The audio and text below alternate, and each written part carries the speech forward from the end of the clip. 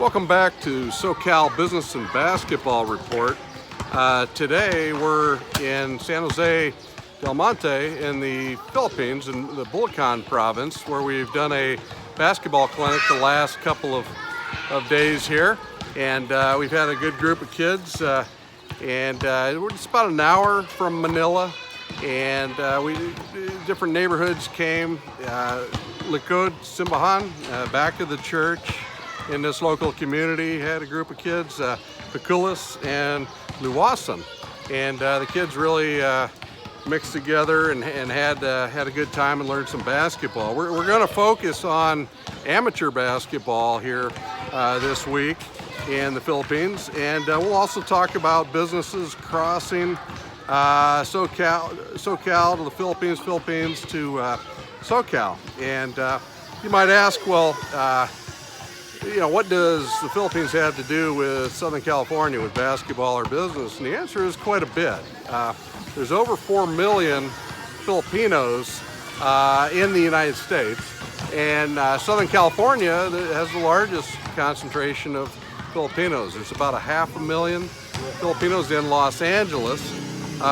We've got about 200,000 Filipinos in San Diego, and then Riverside, there's about 120,000 Filipinos, and then West Covina and Carson, there's a large number of Filipinos.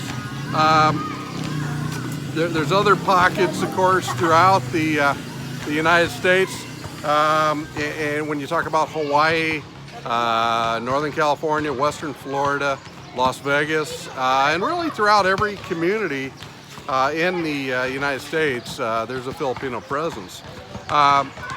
This past year, Taft High School of Los Angeles in the city section, graduate Kihei Clark was a member of the University of Virginia National Championship basketball team, and he did very well. You probably heard me say over the last few years that Kihei had the quickest feet of any guard in Southern California over the last 5 years. So he did very well as a freshman last year. And Kihei and Jalen Green, who's at Prolific Prep this year in Northern California, both of those players played in a Filipino-American exhibition game in the Philippines here a couple of years ago.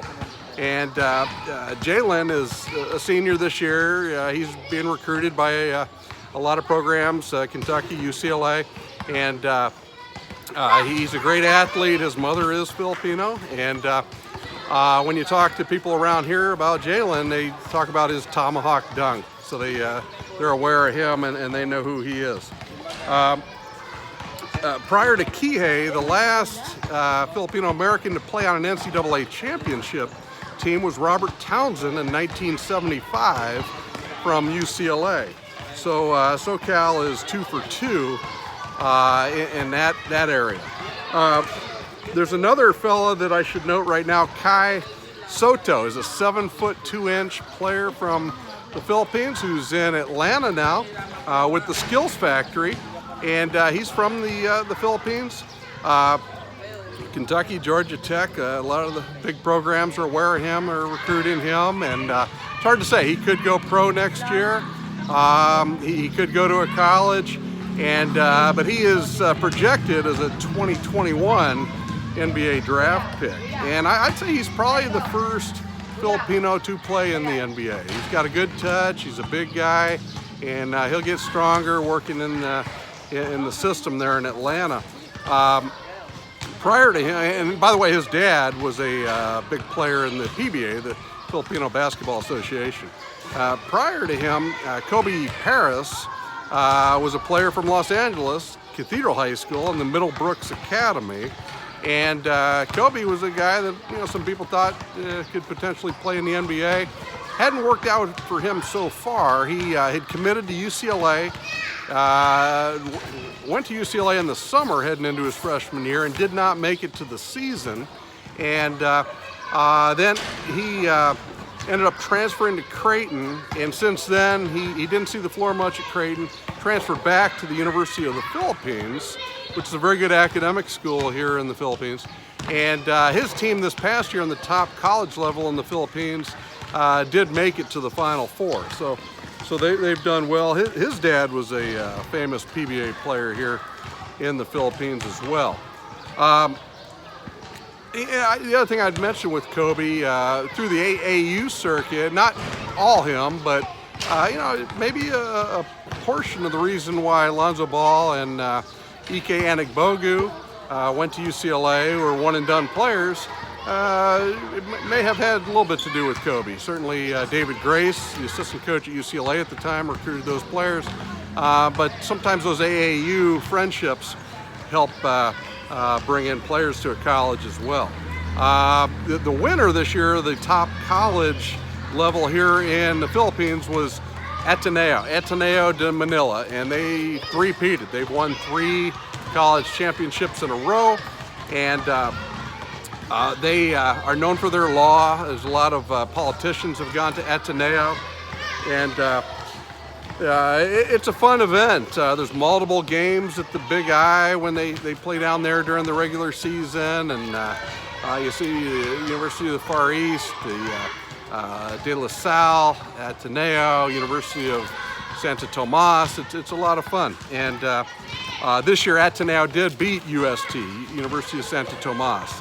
And a lot of people think that maybe they're shorter players here, but I went to a practice at UST a few years ago, and they had 6'9" guys, 6'8" guys, so they're some bigger guys. And last thing I'd mention on that is Tab Baldwin, who's been the coach at Ateneo.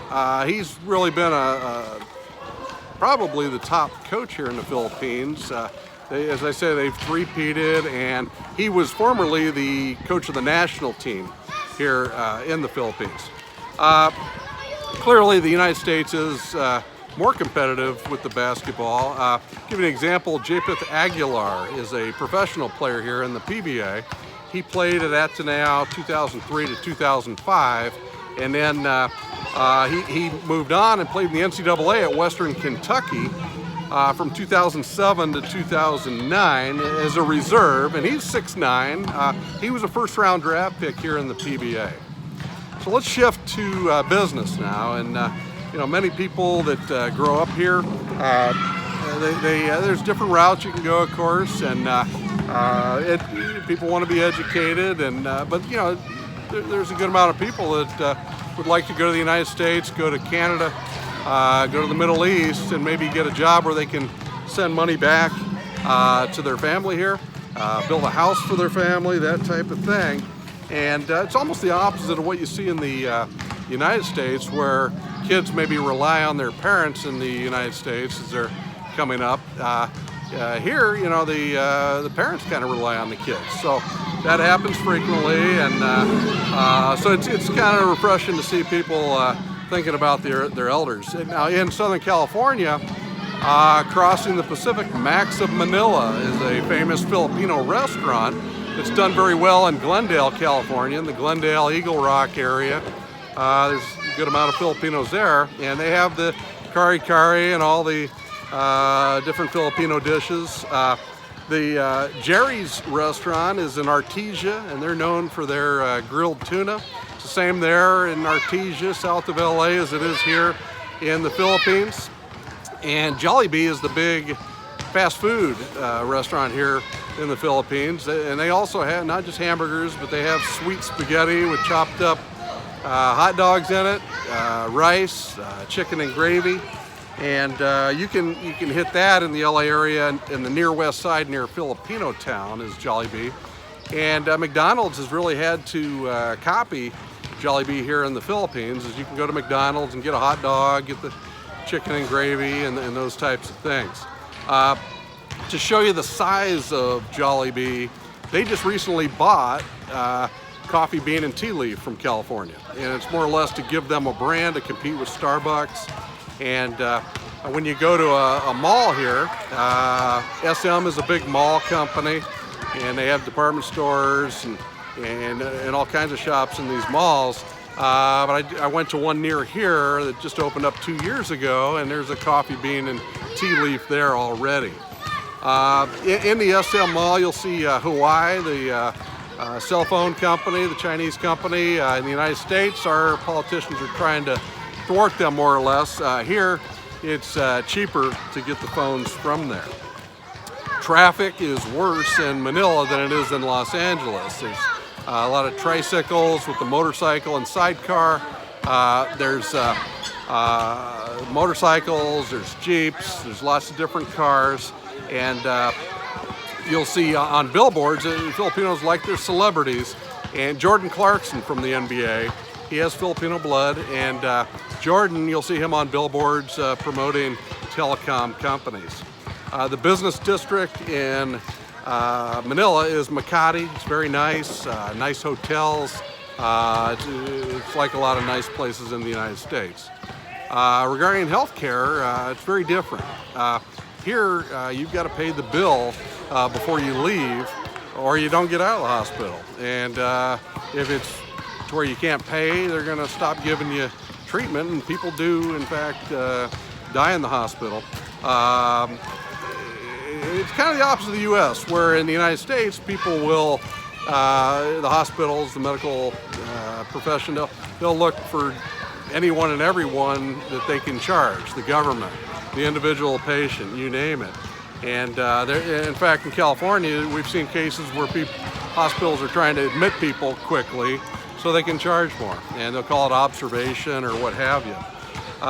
It's good to have friends and family here in the area if you need medical attention. I had a real-world example of a family member that had a fall, hit their head, had to go to the emergency room, and the word kind of travels, as family members may know, employees in the hospital.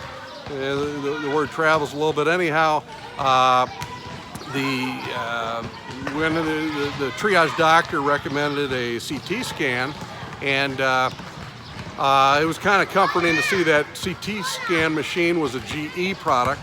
And as we were leaving then, the bill was about $150 US, and as you leave, the nursing station checks that you paid, and also the security. So there's a double check, and if you don't have that paid receipt, you're not leaving. Definitely a different system there.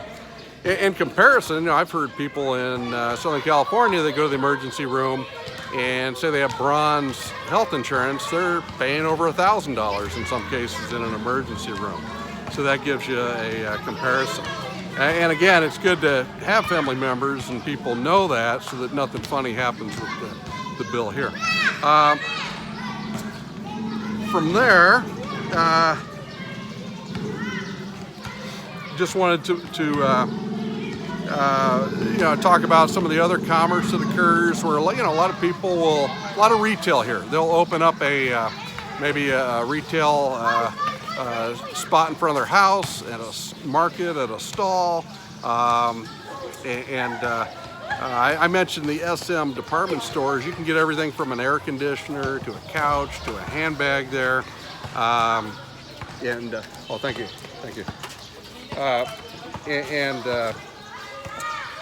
Whatever you need at that type of store. Ace Hardware is here as well. And as I mentioned, in the retail or the fast food, Jollibee is the king in fast food. McDonald's is number 2, and then KFC would be number 3. And they're dying in the United States, but they're still pretty big here.